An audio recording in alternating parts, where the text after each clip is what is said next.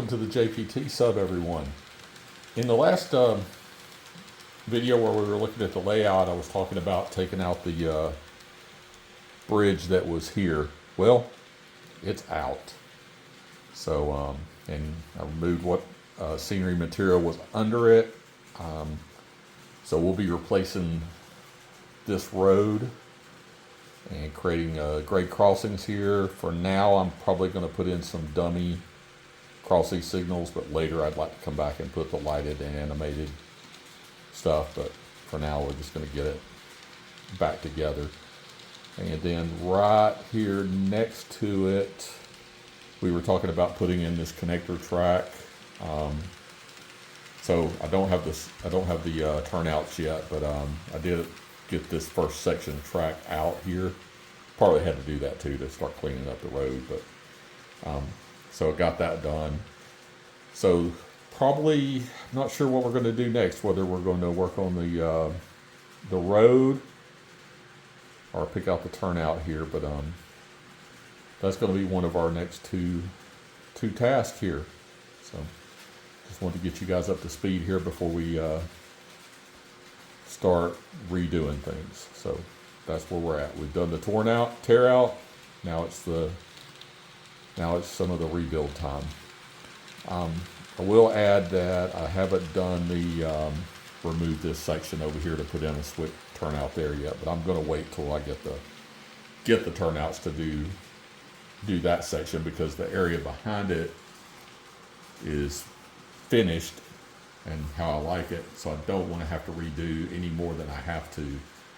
And here, when this piece of track came out, it came out really clean against the edge of the scenery, that ran right up to the edge of the Kato Unitrack, plastic ballast molding that's on there.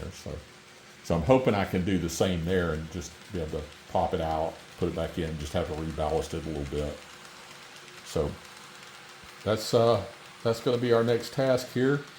At least for the meantime, the main line is intact, so trains can still run. At least have some entertainment while we're working on the layout.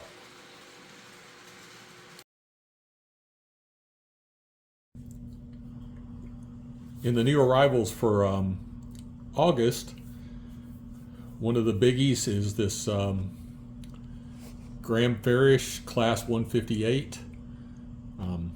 Just got it from Rails of Sheffield. It hasn't even been out of the box yet, so you guys are getting a peek at it here before we see it on the layout. Looks like it's going to be a really nice model here. So look for another video just on this, by the way. So okay, another new arrival this month was this bottle of Apple Barrel Satin Sunbeam paint. So you're sitting there asking yourself, okay, why is he bothering to show me a new arrival of a paint? Well, the backstory here is in one of the recent videos you might have seen, I started redoing roads, and I did the striping on the highways, and the craft yellow is too bright for the lines, in my opinion.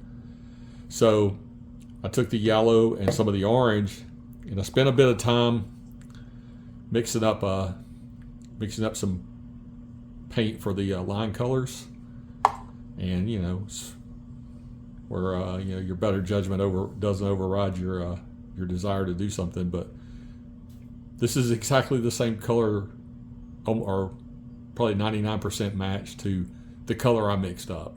So I really could have saved myself a lot of hassle, a lot of work, had I just gone to the paint section and looked for this color yellow to begin with. So anyway, this is a great new arrival, and it's going to be very handy. Got a lot more roads to redo. And the next new arrival, while kind of funny, it's also practical. So it's Bucky's emery board, or for us model railroaders, it's a sanding stick. Yeah, that's exactly what it's going to get used for, but I just thought it was funny because it was Bucky's and it was cheap. So that's new. You probably see a bottle of Advil sitting back there. A refill to that bottle is a new arrival as well, but that really doesn't have anything to do with trains. Moving on.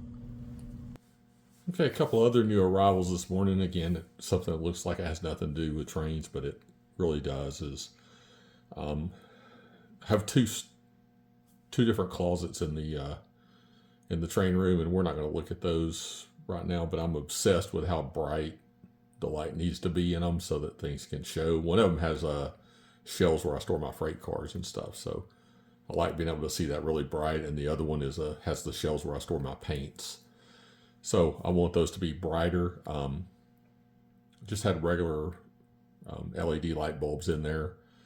So I found these. I'd had one similar to this, different brand, in my bigger closet, and it burned out, so I had to replace it anyway. But this one's actually brighter because it's 10,000 looms. The old one was 8. So yeah, that's really bright. And then for the paint closet, a 4,000 was plenty. But 2 cool light bulbs. They're already installed. That's just the empty boxes, and they work perfect. So highly recommend them if you guys like them. And they like this thing right here is really designed for a garage. So, but if you have a layout in the garage, and this would be a cool light for there. So another cool addition this month is it's not Dremel, it's the off-brand, but a Duramax variable speed rotary tool. Happened to be, when I was getting the lights, happened to find this in the same store, and it was, I don't know if it's discontinued, the store's just quitting carrying it, close out, whatever, but for the price, I couldn't pass it up. I mean, it was like super cheap. I don't even want to say how cheap it was. It was that cheap. So yeah, I'm looking forward to using this on some projects. So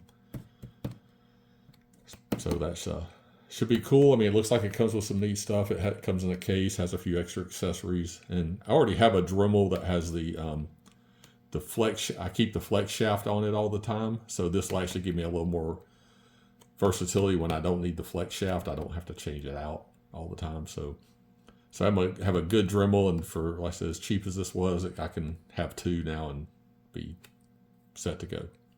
And also I found, while I was there, a few little, this little accessory pack here. This was like $1.15. So I can, why not, right? For that cheap. Some carving bits, some diamond point engraving bits, and some grinding stones there. So yeah, cool stuff for an extra $1. So that's next up we'll look at more of the train additions to this for the August. Okay, another quick run through of some more new arrivals in August. August was a busy month apparently. So this new Kato car here, the 805 something 40. Okay. Really cool car. It's going to look good running on the layout. So very happy with that find. I'm also always on the lookout for low-priced gondolas, and found this one yesterday at the show in Atlanta for very, very, very good price. So it may end up losing the Buzzsaw logo and getting a UP shield on the end to bring it to a more modern time. But these old roundhouse kits are actually really nice kits and easy to do. And another one, and this one was in a few pieces actually in the box, and it was like super, super cheap. So I'm not sure that the guy knew everything was even there, but he was just getting rid of it. So really couldn't pass it up. And once I got it home, took it out of the box, everything was there. Put it back together. The only thing that maybe misses, it may have had a load at one point, but I could put something different on there. But it's funny, I've been doing N-Scale for 42, 43 years now, and I never, until just a couple of years ago, ever got or found a postage postage stamp Trains Aurora car. I know they were out there, and it was just probably something that never caught my eye when I was looking for them. And now I've been finding them everywhere. And actually, considering how old they are, they're actually not bad cars. There was another one there, and I'm going to just slide that in the same picture here. It's not in the original box, but I've got a couple of others of these, and everything's here for this too, except it's missing the weight out of the car, but that's easy enough to add. I've got plenty of weight stuff. So that was 2 cars from the same guy, and really super good price on them, so couldn't pass those up. And then one of the main things I was actually looking for at the show was some Oxford diecast. There is a guy that comes to the Atlanta shows that usually has Oxford diecast, and he unfortunately was telling me because of the tariffs and stuff that he's going to be either he's going to have to raise the price, or he's just going to quit carrying the N-scale Oxford diecast. So that was kind of sad, but regardless, I found 3 cool ones. I think that's a Jaguar. I haven't really pulled it out to see, but very nice looking car. I had one of these already, but got another one here, Range Rover. These are really cool modern vehicles. And then I really couldn't pass up the snow cone truck here, man. This thing is awesome. So 3 cool finds there. And then one other thing that he had, and I've seen these. I saw these were released, and I'd not seen one in person, but here it is one of the Icon replicas buses. These things are super nice. They're not cheap. I mean, he still gave me I felt like a good price on it, but even so, they're not cheap.